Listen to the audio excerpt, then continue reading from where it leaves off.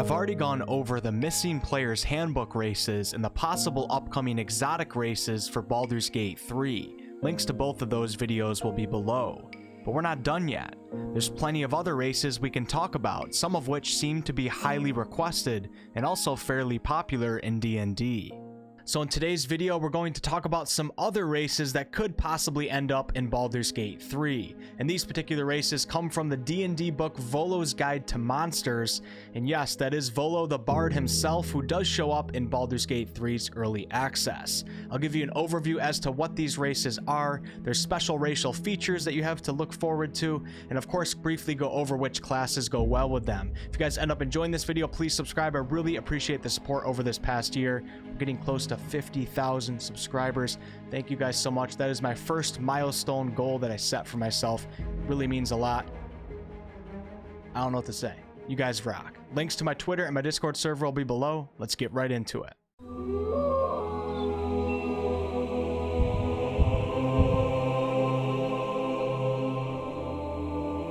The Asamar descend from humans with the touch of the power of Mount Celestia, which is the divine realm of many lawful good deities. They are celestial champions and bear within their souls the light of the heavens. If there exists a union of a celestial and a mortal being in a family's bloodline, an Asamar can be born. This is similar to tieflings in their fiendish bloodlines. The Asamar have links to angelic beings that offer guidance through visions, prophecies, and feelings. Overall, the race is good, but they are mortal and possess free will, so some Asamar will stray from the path. An Asamar's physical appearance is similar to that of humans, but overall they tend to be taller and more beautiful. Most also have some distinguishing characteristics such as pupilless eyes, silver hair, divine-colored skin, and some might even have feathers in their hair and on their shoulders. On Faerun and on the planet of Toril in general, this race can be found all over, as many become wandering nomads. An Asamar's special racial feature would be its Healing Hands ability, which allows a player to touch another creature and heal them for a limited amount of HP. This can be done once per long rest. Other racial features include Dark Vision, having resistance to necrotic and radiant damage, and learning the Light cantrip. The Asamar is divided into 3 sub-races: the Protector, the Scourge, and the Fallen Asamar. All Asamar will gain a +2 to Charisma, while Protectors get an additional +1 to Wisdom, Scourge get a +1 to Constitution, and Fallen get a +1 to Strength. Protectors get a special racial feature called Radiant Souls, which allows them to fly by sprouting wings, and they also get to deal extra radiant damage. This will likely only last for 1 turn. Scourge Asamar get Radiant Consumption, which releases the divine energy within them, creating light that deals radiant damage. Fallen Asamar get a racial feature called Necrotic Shroud, which also releases their divine energy within, but this time it's dark power that can frighten creatures and deal necrotic damage. 2 skeletal, ghostly, but flightless wings will also sprout from a Fallen Asamar's back when using this racial feature. Many classes can go well with the Asamar depending on your subrace choice. Paladins, bards, clerics, sorcerers, warlocks, barbarians, and fighters can all be excellent choices. Firbolgs are a reclusive race of giantkin who typically prefer to avoid contact with other sentient races. They are gentle giants that love nothing more than a peaceful day spent among the trees of an old forest. I like to refer to this race as the chill giants. This race lives off the land and strives to maintain balance with nature. They are even known to gather up large amounts of food, such as nuts and berries, to then scatter it throughout the forest to aid animals during the harsh winter months. The Furbolg see themselves as hidden shepherds, the caretakers of the land, and they are typically neutral good. If you do come across an adventuring Furbolg, they have most likely either been exiled from their clan or their clan was destroyed. These giantkin stand between 7 and 8 feet tall and can live for up to 500 years of age. As you can see in the pictures shown though, the Furbolg race has changed appearance over the years of D&D. In past editions, they more so resembled 10-foot tall Vikings. The Furbolg typically live in temperate hills or forests in Faerun, but the largest population of them can be found in the Moonshae Isles, which are just east of Baldur's Gate across the Sea of Swords. A Firbolg has many special racial features. They can cast Detect Magic and Disguise Self. They can turn invisible for a round of combat. They have larger than average carrying capacities, and they have the ability to communicate in a limited manner with beasts and plants. Firbolgs get a +2 to Wisdom and a +1 to Strength. They make excellent druids and clerics. They can be great rangers and even monks, and also not bad for barbarians and fighters. Lizardfolk are a race of reptilian humanoids native to the planet of Toril. Their reptilian nature comes through not only in their physical appearance, but also in the way that they think and act. John, come on, would you quit it with the thug life stuff? Their feelings mostly revolve around fear, aggression, and pleasure, but they experience a more limited emotional life than most other humanoids. This race behaves in a more distant manner, for they really don't experience internal emotional reactions.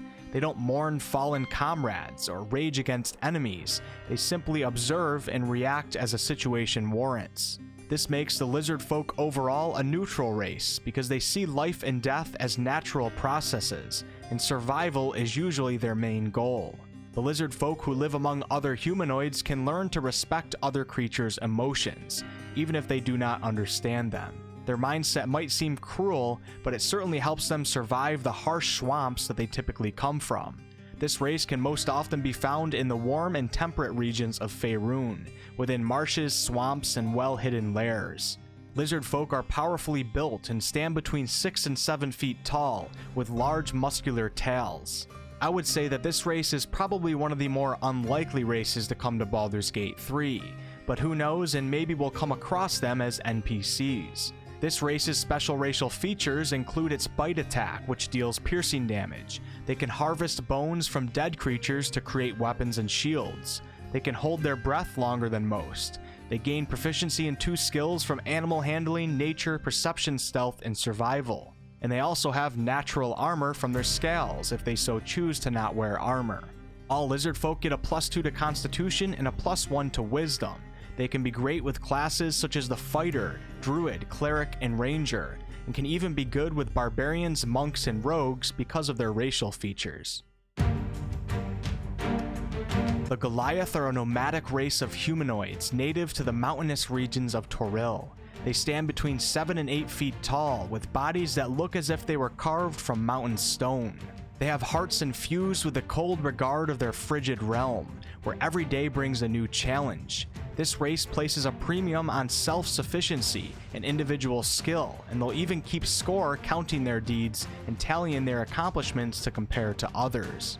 They are ferocious competitors and are always driven to outdo their past efforts. Few Goliath adventurers will reach old age, for their attempts to surpass their own and others' past accomplishments is a never-ending process. You can always find a bigger dragon.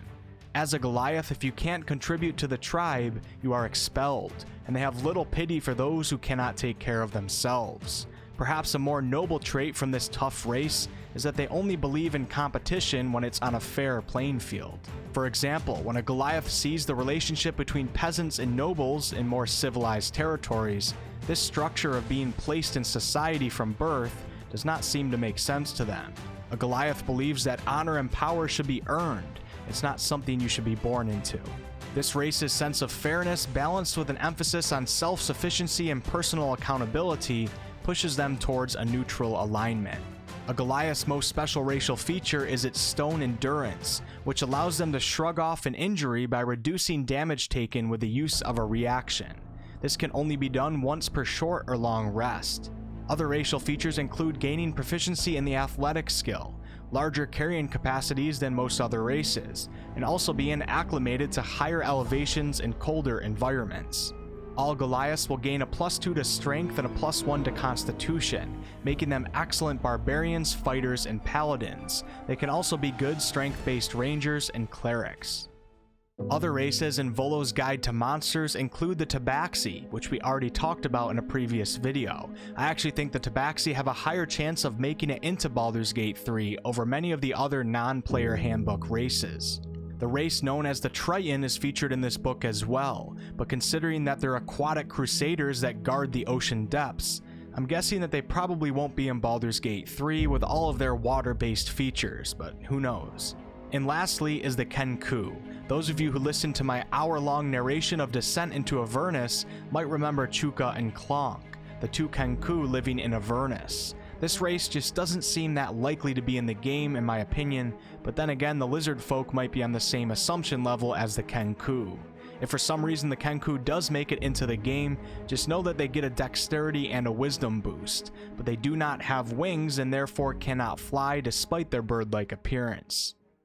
And that will be it for today's video. I could probably end up doing another video on races. If you guys really enjoy this content, we'll see what the future holds. Thank you guys so much for watching. If you liked the video, please... Shit, that's not the order.